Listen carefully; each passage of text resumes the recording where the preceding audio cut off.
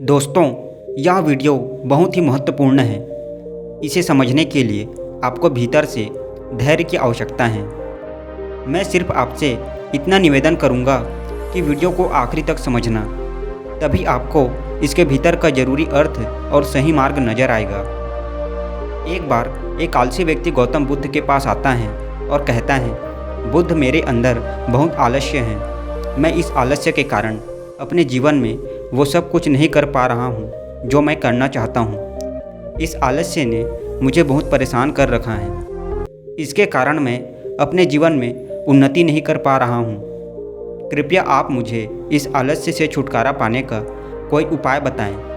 यह सुन गौतम बुद्ध मुस्कुराते हैं और उस आलसी व्यक्ति से कहते हैं, तुम्हें कैसे पता कि तुम्हारे अंदर आलस्य है?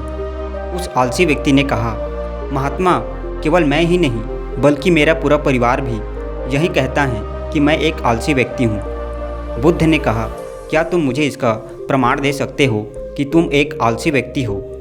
उस आलसी व्यक्ति ने कहा, जी महात्मा, मैं दे सकता हूँ। बुद्ध ने कहा, फिर प्रमाण दो। उस आलसी व्यक्ति ने कहा, महात्मा, मैं ये तो जानता हूँ कि सुबह उठना मेरे स्वास्थ्य और मेरे मन दोनों के लिए ही लाभकारी है, लेकिन मेरा आलस्य मुझे सुबह जल्दी उठने ही नहीं देता। बुद्ध ने कहा, परंतु क्या तुम्हें पता है आलस्य होता क्या है? उस आलसी व्यक्ति ने कहा, महात्मा, मुझे ये तो नहीं पता कि आलस्य होता क्या है, लेकिन ये जो कुछ भी है बहुत बुरा है। बुद्ध ने कहा, आलस्य एक मानसिक अवस्था है, एक विचार है जिसे जाने अनजाने में हम इंसान खुद ही अपने अंदर पैदा करते हैं। आलसी व्यक्ति ने कहा, परंतु वो कैसे महात्मा? बुद्ध ने कहा, पहले तो तुम ये समझो कि हमारे भीतर आलस्य दो कारणों से पैदा होता है। पहला कारण है शारीरिक और दूसरा कारण है मानसिक। शारीरिक आलस्य का पहला कारण है भोजन। जब हम कोई ऐसा भोजन ग्रहण करते हैं जिसमें खुद कोई जीवन नहीं है, जैसे मांस इत्यादि, तो ये भोजन हमारे शरीर के लिए बोझ बन जाता है और फिर ये हमारे अंदर आलस्य पैदा करता है, क्योंकि हमारा शरीर भोजन से मिलने वाली ऊर्जा के सहारे चलता है और फिर हम इसे जैसा भोजन देते हैं वैसी ही ऊर्जा हमारे शरीर को भी प्राप्त होती है। इसलिए अगर तुम आलस्य से बचना चाहते हो तो सात्विक और सीधे प्रकृति से प्राप्त होने वाले भोज्य पदार्थों को अपने भोजन में शामिल करो। शरीर के स्तर पर आलस्य का दूसरा कारण है गलत तरीके से चलना, गलत तरीके से बैठना और गलत तरीके से सोना। गौतम बुद्ध ने आश्रम के भिक्षुओं की तरफ इशारा करते हुए उस आलसी व्यक्ति से कहा, अगर तुम ध्यान से देखो तो तुम्हें आश्रम के इन भिक्षुओं के चलने, बैठने और लेटने की अवस्थाओं में एक विशेष प्रकार का संतुलन नजर आएगा। जब ये चलते हैं तो इनके पैरों के बीच एक तालमेल होता है। जब ये बैठते हैं तो इनके रीढ़ की हड्डी एकदम सीधी होती है और जब ये लेटते हैं तो इनका शरीर एकदम शिथिल होता है। इनके शरीर के किसी भी अंग पर कोई तनाव नहीं होता, जिनके कारण ये एक गहरी और आरामदायक नींद ले पाते हैं। उस आलसी व्यक्ति ने पूछा, महात्मा, क्या पर्याप्त नींद लेना भी उतना ही जरूरी है? बुद्ध ने कहा, न कम न ज़्यादा, हमेशा ही पर्याप्त मात्रा में नींद लेना लाभकारी होता है।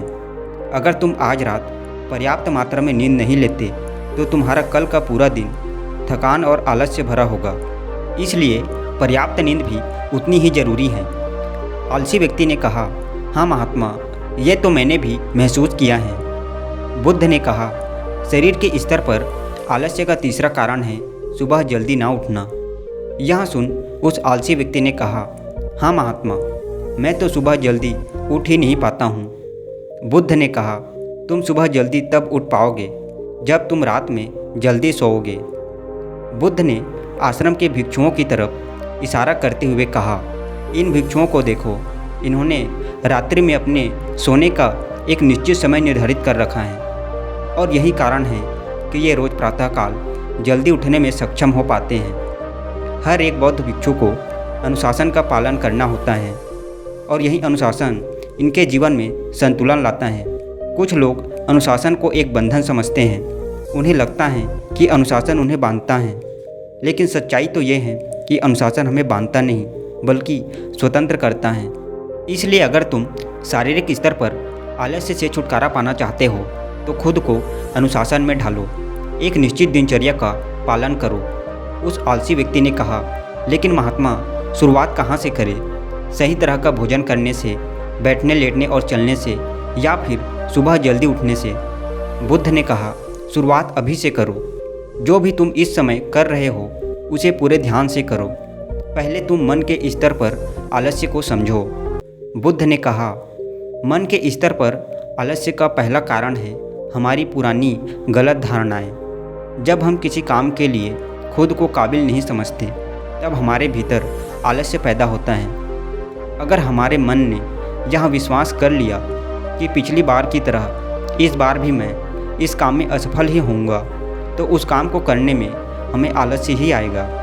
जबकि खुद को ये नहीं समझा पाते कि पिछली बार और इस बार में बहुत फ़र्क है। अब हम मानसिक तौर पर वो नहीं हैं जो पहले थे। हमने पिछली बार हार से बहुत कुछ सीखा भी है। इसलिए मानसिक आलस्य से बचने के लिए सबसे पहले खुद पर विश्वास करना सीखो। मानसिक आलस्य का दूसरा कारण है छोटी सोच वाले और आलसी व्यक्तियों की संगति करना। कई बार ऐसा होता है कि हम खुद आलसी नहीं होते, लेकिन कुछ आलसी और कामचोर लोगों के साथ रहते रहते हम खुद भी आलसी और कामचोर बन जाते हैं। यह सुन उस आलसी व्यक्ति ने कहा, हाँ महात्मा, ये तो मैंने भी महसूस किया है। बुद्ध ने कहा, तो सबसे पहले आलसी और कामचोर लोगों की संगति में रहना छोड़ो। बुद्ध ने आगे कहा, मानसिक आलस्य का तीसरा कारण है काम को टालने की आदत। काम को टालना आलस्य और मानसिक तनाव का सबसे बड़ा कारण है। शुरुआत में तो हमें पता नहीं चलता, लेकिन धीरे धीरे ये आदत हमारे अंदर घर कर जाती है और ये एक अकेली आदत ही किसी भी इंसान की ज़िंदगी बर्बाद करने के लिए काफ़ी होती है। इसलिए जो काम आज किया जा सकता है उसे कल पर कभी ना टालें। बुद्ध ने कहा, मानसिक आलस्य का चौथा कारण है उद्देश्य का स्पष्ट ना होना। मान लो तुम किसी बड़े से रेगिस्तान में फंस चुके हो और तुम्हें जोरों की प्यास लगी है, तब तुम क्या करोगे? उस आलसी व्यक्ति ने कहा, मैं पानी की तलाश करूंगा। मैं कोशिश करूंगा कि जल्द से जल्द रेगिस्तान के पास वाले गांव में पहुंच जाऊं। बुद्ध ने कहा, लेकिन अगर बहुत कोशिश करने के बाद भी तुम्हें पानी ना मिले तब? उस आदमी ने कहा, मैं तब भी प्रयास करता रहूँगा, क्योंकि मेरे पास दूसरा कोई विकल्प ही नहीं होगा। गौतम बुद्ध ने मुस्कुराते हुए कहा, इंसान को आलस्य तभी घेरता है जब उसके पास कोई स्पष्ट लक्ष्य ना हो या फिर उसके सामने बहुत से विकल्प उपलब्ध हो। इसलिए लक्ष्य स्पष्ट होना परम आवश्यक है। अगर तुम सुबह उठकर व्यायाम नहीं कर पा रहे हो तो उसका कारण तुम्हारे लक्ष्य का स्पष्ट ना होना है। अभी तुम भविष्य में होने वाले रोगों और उन रोगों से होने वाली पीड़ा को स्पष्ट रूप से नहीं समझ पा रहे हो। बुद्ध ने आगे कहा, मन के स्तर पर आलस्य का पांचवा कारण है काम को करने के लिए कोई बड़ी वजह ना होना। मान लो तुम बहुत से कीमती गहने लेकर एक सुनसान रास्ते से गुजर रहे हो। तुम चलते चलते बहुत थक चुके हो और तुम्हारा बैठने का मन कर रहा है और तुम एक बड़े से पेड़ के नीचे आराम करने के लिए बैठ जाते हो। तुम अभी बैठे ही थे कि तुमने देखा कि दूर से कुछ डाकू तुम्हारी तरफ भागे आ रहे हैं। तो क्या ऐसी परिस्थिति में भी तुम्हारा आलस्य तुम्हें भागने से रोक सकेगा? नहीं ना।